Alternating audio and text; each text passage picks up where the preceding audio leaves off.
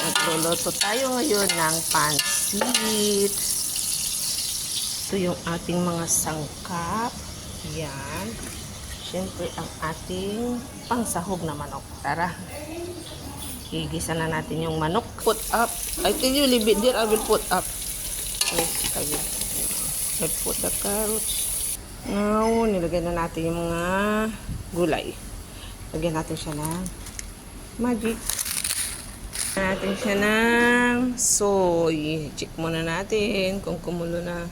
Hindi pa, hintayin natin kumulo. Guys, sinagyan ko na po siya ng tubig dahil kumulo na po kanina yung gulay. Lagyan na natin siya ng tubig. Lagyan ko na yung pansit. Saka ito.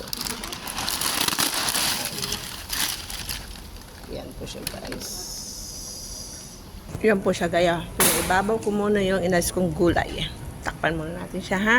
Yan na po, guys. Luto na yung ating pansit. Bye for now. Thank you for watching.